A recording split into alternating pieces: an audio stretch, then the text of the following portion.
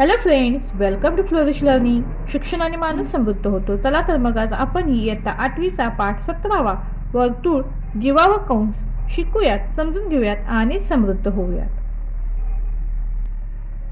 आज आपण या पाठातील सराव संच 17.1 सोडून पाहणार आहोत. तर प्रश्न पहिला, केंद्र पी असलेल्या वर्तुळाच्या जीवा ए बी ची लांबी 13 सेंटीमीटर आहे.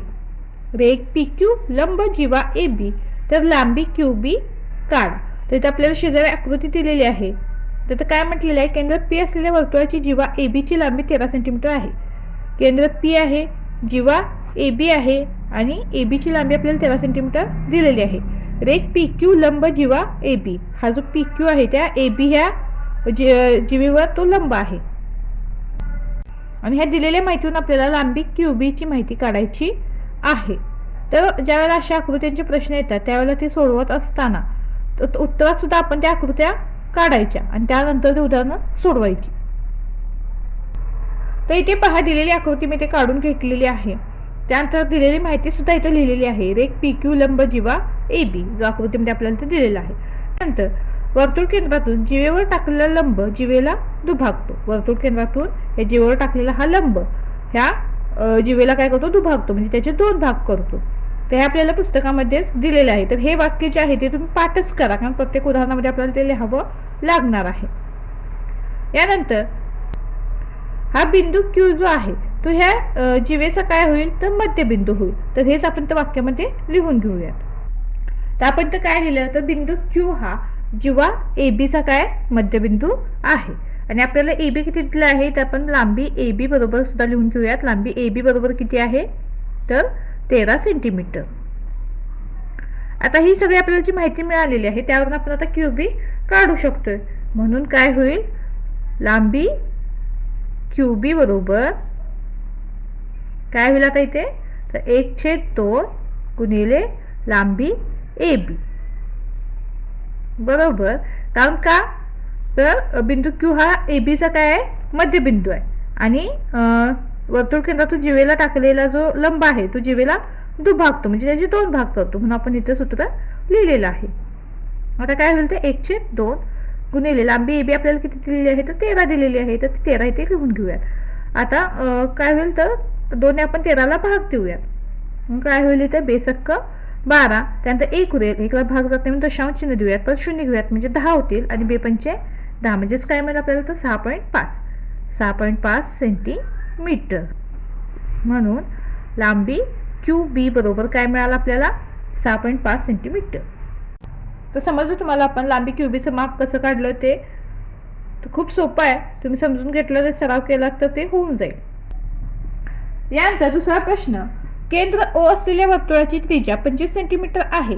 या वर्तुळात 48 सेंटीमीटर लांबीची एक जीवा काढली, तर वर्तुळ केंद्रापासून ती किती अंतरावर असेल. तर इथं काय म्हटलेलं आहे, ओ केंद्र असलेला एक वर्तुळ आहे आणि त्याची त्रिज्या आपल्याला दिलेली आहे की ती 25 सेंटीमीटर आहे आणि 48 सेंटीमीटरची एक जीवा काढलेली आहे. तर ती वर्तुळ केंद्रापासून किती सेंटीमीटर लांब आहे किंवा किती अंतरावर आहे हे आपल्याला अंतर काढायचं आहे. म्हणजे आपल्याला ओपी इथं काढायचा आहे. तर आपण ती दिलेली आकृती काढून घेतलेली आहे, त्याची मापे सुद्धा इथं आपण लिहिलेली आहेत. त्यानंतर जी दिलेली माहिती आहे ती आपण तर लिहून घेतलेली आहे. काय लिहिलं आपण, तर एक ओपी लंब जीवा सी डी, हा जो ओपी आहे त्या सी डी जीवेवर लंब आहे. यानंतर लांबी ओडी, ही लांबी ओडी आपल्याला किती दिलेली आहे, 25 सेंटीमीटर दिलेली आहे. आणि लांबी सी डी म्हणजे जीवेची लांबी किती आहे, तर 48 सेंटीमीटर आहे. यानंतर वर्तुळ केंद्रातून जीवेवर टाकलेला लंब जीवेला दुभागतो. ह्या वर्तुळ केंद्रातून जीवेवर टाकलेला हा जो लंब आहे तो ह्या जीवेला काय करतो, दुभागतो. हे वाक्य आता आपल्याला पाठ झालेलं आहे. तर ते वाक्य आपण तर लिहून घेतलेलं आहे. मग त्यानुसार आता इथे काय होईल, तर आपल्याला ते काय करावं लागेल, तर लांबी पी डी काढावी लागेल. म्हणून काय करूयात आपण, तर लांबी पी डी बरोबर 1/2 गुणिले लांबी काय होईल, सी डी. आपल्याला सी डी दिलेला आहे त्यावरून आपण तर पी डीची लांबी काढून घेऊयात. बरोबर 1/2 गुणिले सी डी किती दिलं आपल्याला, तर 48 दिलेलं आहे, गुणिले 48 होईल. बरोबर. आता 2 ने 48ला भाग देऊयात. 2 के 2, 2 दुनी 4 आणि 2 चौक 8, म्हणजेच काय मिळेल आपल्याला, 24. म्हणून लांबी पी डी बरोबर किती मिळाली आपल्याला, 24 सेंटीमीटर. तर लांबी पीडी बरोबर आपल्याला ही किती लांबी पीडी मिळाली आहे, तर 24 सेंटीमीटर मिळालेली आहे.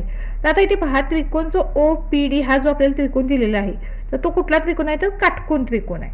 म्हणून आपण तर काय करूया, हा काटकोन त्रिकोण असल्यामुळे पायथागोरसचा प्रमेय वापरून आता ओपीची लांबी काढूयात. तर हा त्रिकोण ओपीडी काय, तर काटकोन त्रिकोण आहे. तर काटकोन त्रिकोण आपण कशाने ओळखतो, तर इथं जे चिन्ह असतं तर त्या चिन्हावरून ते लक्षात येते की तो काटकोन त्रिकोण आहे. जर तुम्हाला समजत नसेल तर ते चिन्ह असेल तर तुम्ही ते समजू शकता की तो काटकोन त्रिकोण आहे.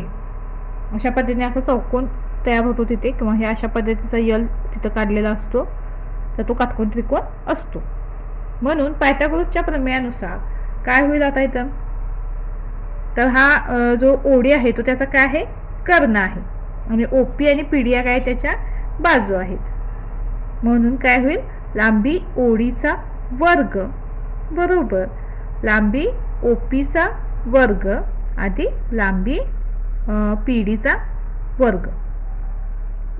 आता ओडी आपल्याला इथे दिलेला आहे, तो किती आहे, तर 25. म्हणून इथं काय करूयात, 25चा वर्ग करूयात बरोबर. लांबी ओपी आपण काढणार आहोत म्हणून तो आहे तसंच लिहूयात, लांबी ओपी वर्ग अधिक लांबी पीडीचा वर्ग आपल्याला करायचा आहे. म्हणजे इथं काय होणार, पीडी किती आपला 24 मिळालेला आहे आपल्याला, म्हणून 24चा वर्ग. आता यांचे वर्ग करूयात. हे वर्ग तुम्हाला इथे पाठ असणं गरजेचं आहे. आता 25 वर्ग आहे 625 बरोबर. लांबी ओपीचा वर्ग आहे तसं लिहूयात अधिक 24चा वर्ग आहे 576. तर 30 पर्यंतचे वर्ग आणि 10 पर्यंतचे घन कंपल्सरी पाठ असायलाच पाहिजेत, जेणेकरून उदाहरण आपण पटकन सोडवू शकतो. त्याच्यापेक्षा जास्त तुम्ही पाठ केले तर अजून चांगली गोष्ट आहे, पण 30 पर्यंतचे वर्ग आणि 10 पर्यंतचे घन तरी पाठ असणं गरजेचं आहे. यानंतर आता हे 625 बरोबर लांबी ओपी वर्ग अधिक 576 आपल्याला मिळालेलं आहे. आता काय करूयात, आपण हे लांबी ओपी वर्ग इकडे घेऊयात बरोबर. काय होईल आता, हे 625 वजा 576 ही वजाबाकी करूयात. 625 वजा 576 म्हणून लांबी ओपी वर्ग किती मिळेल आपल्याला, तर ही वजाबाकी केल्यानंतर ते वजाबाकी मिळते आपल्याला ही 49. म्हणून लांबी ओपी बरोबर किती मिळेल आपल्याला तर इथे, तर 49 वर्गमूळ काय, दोन्ही बाजूंचे आपण ते वर्गमूळ घेऊयात. तर दोन्ही बाजूंची वर्गमूळ घेतल्यानंतर आपल्याला लांबी ओपी बरोबर काय मिळेल, 49 कशाचा वर्ग आहे, 7चा. म्हणून लांबी ओपी बरोबर काय मिळेल आपल्याला, 7 सेमी. तर लांबी ओपी बरोबर 7 सेंटीमीटर आपल्याला कसा मिळाला, तर दोन्ही बाजूंची वर्गमुळे घेऊन आपण ओपीचं पण वर्गमूळ घेतला आणि 49चं पण वर्गमूळ इथं घेतलेलं आहे. म्हणून जिवेचे वर्तुळ केंद्रापासूनचे अंतर 7 सेंटीमीटर आहे. तर आपलं इथं उदाहरण पूर्ण झालेलं आहे. तर तुम्ही अजून आपल्या चॅनलला सबस्क्राईब केलं नसेल तर नक्की सबस्क्राईब करा, आणि हो, जर तुमच्या काही कमेंट असतील तर त्यासुद्धा नक्की कळवा. यानंतर पुढील प्रश्न आहे, ओ केंद्र असलेल्या वर्तुळाची 1 किंवा 24 सेंटीमीटर लांबीची असून ती वर्तुळ केंद्रापासून 9 सेंटीमीटर अंतरावर आहे, तर त्या वर्तुळाची त्रिज्या काढा. तर आपल्याला वर्तुळाची जीवा जी दिलेली आहे तिचं माप किती आहे, 24 सेंटीमीटर आहे, आणि ती वर्तुळ केंद्रापासून 9 सेंटीमीटर अंतरावर आहे. तर आपल्याला ती त्रिज्या काढायची आहे. त्रिज्या म्हणजे ए ओ हा पॉईंट आपण जर जोडले तर जी आपल्याला रेषा मिळते ती त्याची त्रिज्या होते, किंवा ओ बी ह्या अशा सुद्धा ही सुद्धा रेषा आपण जर जोडली तर ही सुद्धा काय होते, त्रिज्या होते. तर आपण काय करूयात आता इथे, तर जीवा आपल्याला दिलेली आहे, तर जीवेवरून आपण तर काय करूयात, हा इथं बिंदू आपल्याला कुठला दिलेला आहे तर आपण तर पी बिंदू मानूयात आणि एपीचे आधी माप काढूयात, आणि त्यानंतर काय करूयात, एओ ही रेषा जोडून एओ ही त्रिज्या मानूयात आणि एओचं माप काढूयात, म्हणजे आपल्याला त्रिज्येचं माप मिळेल. तर आपल्याला दिलेली आकृती आपण तर काढून घेतलेली आहे. यानंतर माहिती पण आपण तर लिहून घेतलेली आहे. काय लिहिलं आपण, तर एक ओपी लंब जीवा ए बी, जी ओपी आहे ती लंब जीवा ए बी आहे. यानंतर लांबी ए बीचं माप किती दिलं आपल्याला, 24 सेंटीमीटर, आणि लांबी ओपीचं माप किती दिलेलं आहे, 9 सेंटीमीटर. तर वर्तुळ केंद्रातून जीवेवर टाकलेला लंब जीवेला दुभागतो, हे सुद्धा आपण तर लिहून घेतलेलं आहे.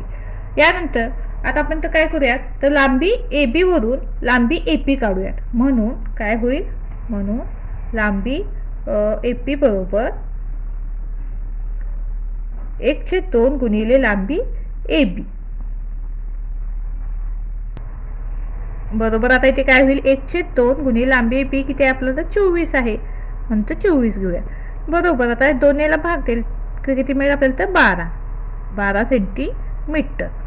म्हणून लांबी AP बरोबर काय मिळालं आपल्याला 12 सेंटीमीटर. हा जो AP आहे तो आपल्याला काय मिळाला 12 सेंटीमीटर मिळालेला आहे. त्यावरून आपण तर काय करूयात तिथं पायथागोरसचा प्रमेय वापरून हा AO काढूयात. तर आपल्याला लांबी AP बरोबर 12 सेंटीमीटर मिळाली. आता आपण तर A आणि O ला इथं जोडून घेतलेला आहे पहा. त्यामुळे आपल्याला हा त्रिकोण OPA असा आपल्याला हा त्रिकोण मिळालेला आहे. आणि त्रिकोण OPA हा काय काटकोन त्रिकोण आहे पहा. म्हणून तर पायथागोरसच्या प्रमेयानुसार आपल्याला AOचं माप काढता येईल. तर त्रिकोण OPA हा काटकोन त्रिकोण आहे. म्हणून पायथागोरसच्या प्रमेयानुसार काय होईल, आता इथे काय आहे तर OA हा कर्ण आहे आणि AP आणि OP या काय बाजू आहेत. म्हणून इथं काय करूयात आपण लांबी OA वर्ग बरोबर लांबी OP वर्ग अधिक लांबी AP चा वर्ग. आता OA आपल्याला काढायचं आहे म्हणून इथं आपण काय करूयात हे लांबी OA वर्ग आहे तसं लिहूया बरोबर. लांबी OP किती आहे आपली तर 9 सेंटीमीटर आहे म्हणून काय होईल तर 9चा वर्ग अधिक लांबी AP किती मिळाली आपल्याला तर 12 सेंटीमीटर मिळाली म्हणून 12चा वर्ग होईल बरोबर. लांबी OA वर्ग बरोबर काय होईल आता 9चा वर्ग 81 अधिक 12चा वर्ग 144 म्हणून लांबी OA वर्ग बरोबर काय होईल आता त्यांची बेरीज करूयात किती मिळते तर 225. तर लांबी OA वर्ग बरोबर आपल्याला 225 मिळालेला आहे. तर 225 हा कशाचा वर्ग आहे तर 15चा वर्ग आहे. म्हणून काय करूयात तिथं लांबी OA दोन्ही बाजूची तर वर्गमूळ घेऊयात. म्हणून लांबी OA बरोबर आपल्याला काय मिळेल 15 सेंटीमीटर. तर इथं दोन्ही बाजूंची वर्गमूळ घेऊन लांबी OA बरोबर 15 सेंटीमीटर आपल्याला मिळालेला आहे. म्हणून वर्तुळाची त्रिज्या 15 सेंटीमीटर आहे. तर ते सर्व तास आपल्या इथं पूर्ण झालेलं आहे. यानंतर पुढचा प्रश्न आहे, एका वर्तुळाचे केंद्र C असून त्याची त्रिज्या 10 सेंटीमीटर आहे. त्या वर्तुळाच्या एका जीवेची लांबी 12 सेंटीमीटर असेल तर ती जीवा केंद्रापासून किती अंतरावर असेल. तर इथं उदाहरण आपल्याला दिलेलं आहे पण त्याची आकृती इथं दिलेली नाही. तर ह्या ज्या दिलेली आपल्याला माहिती आहे त्या माहितीवरून आपण त्याची आकृती काढून घेऊयात आणि हे उदाहरण सोडवूयात. तर आपल्याला दिलेली माहिती आपण ते लिहून घेतलेली आहे. C केंद्र असलेल्या वर्तुळात रेख AB ही जीवा आहे आणि त्यावर आपण इथं आकृती सुद्धा काढलेली आहे. C केंद्र आहे त्या वर्तुळाचं आणि त्याची काय रेख AB ही जीवा आहे आणि रेख CD लंब जीवा AB. हा जो CD आहे तो लंब जीवा AB आहे. त्यानंतर वर्तुळ केंद्रातून जीवेवर टाकलेला लंब जीवेला दुभागतो. तर आपल्याला दिलेली मापे सुद्धा आपण लिहून घेतलेली आहेत. लांबी CB बरोबर 10 सेंटीमीटर आणि लांबी AB बरोबर 12 सेंटीमीटर. ते आपल्याला ही मापे दिलेली आहे प्रश्नामध्ये. त्या मापांच्या नुसार आणि दिलेल्या माहितीनुसार आपण ही आकृती काढलेली आहे. तुम्ही पाहू शकता ही आकृती इथं. त्यानंतर आपल्याला तर काय काढायचं आहे तर DB काढायचं आहे. काय काढायचं आहे DB. ABचं माप दिलेलं आहे त्यावर आपल्याला हा DB काढायचा आहे. म्हणून काय होईल लांबी ऑफ DB बरोबर 1/2 गुणिले लांबी ऑफ AB बरोबर 1/2 गुणिले AB किती आपला तर 12 आहे म्हणून 1/2 गुणिले 12 होईल. म्हणून लांबी DB बरोबर आता बेस 12 आहे तर तुम्हाला म्हणून DB बरोबर काय मिळेल आपल्याला 6 सेमी. तर लांबी DB हा आपल्याला 6 सेंटीमीटर मिळालेला आहे. तर इथे पहा CDB हा काटकोन त्रिकोण आहे. तर आपण इथं पायथागोरसचा प्रमेय वापरून लांबी CD काढू शकतो. तर लांबी DB आपल्याला मिळालेली आहे आणि त्रिकोण CDB हा काटकोन त्रिकोण आहे. म्हणून पायथागोरसच्या प्रमेयानुसार आता इथे काय आहे तर CB हा त्याचा कर्ण आहे आणि CD आणि DB या त्याच्या बाजू आहेत. म्हणून आता इथे काय होईल लांबी CBचा वर्ग बरोबर लांबी CDचा वर्ग अधिक लांबी DBचा वर्ग. मग आता CB आपल्याला किती दिला आहे 10 दिला आहे म्हणून 10चा वर्ग बरोबर लांबी CD आपण काढणार आहोत. लांबी CDचा वर्ग अधिक लांबी DB किती आहे आपला तर 6 मिळाले आपल्याला म्हणून 6चा वर्ग. 10चा वर्ग इथं काय होईल 100 बरोबर लांबी CDचा वर्ग अधिक 6चा वर्ग 36. आता बाजूंच्या आतला आपल्याला करून घेऊयात. म्हणून लांबी CD वर्ग बरोबर हे 100 इकडे होतील 100 वजा 36 म्हणून लांबी CD वर्ग बरोबर ही वजाबाकी किती मिळेल आपल्याला तर 100 वजा 36 ही वजाबाकी आपल्याला 64 मिळते पहा. मग आता दोन्ही बाजूची वर्गमूळ घेऊयात. म्हणून लांबी ऑफ सी डी बरोबर किती मिळेल आपल्याला दोन्ही बाजूंची वर्गमूळ घेतल्यानंतर 64 हा 8चा वर्ग आहे म्हणून लांबी ऑफ सी डी बरोबर 8 सेंटीमीटर मिळेल. तर आपण दोन्ही बाजूंची वर्गमूळे घेऊन इथं लांबी ऑफ सी डीचं माप मिळवलेलं आहे ते 8 सेंटीमीटर मिळालेलं आहे. म्हणून जीवा केंद्रापासून 8 सेंटीमीटर अंतरावर असेल. तर अशाप्रमाणे आपला इथं सहज पूर्ण झालेला आहे. व्हिडिओ आवडल्यास चॅनलला लाईक शेअर सबस्क्राईब नक्की करा आणि हो कमेंटसुद्धा नक्की करा. धन्यवाद.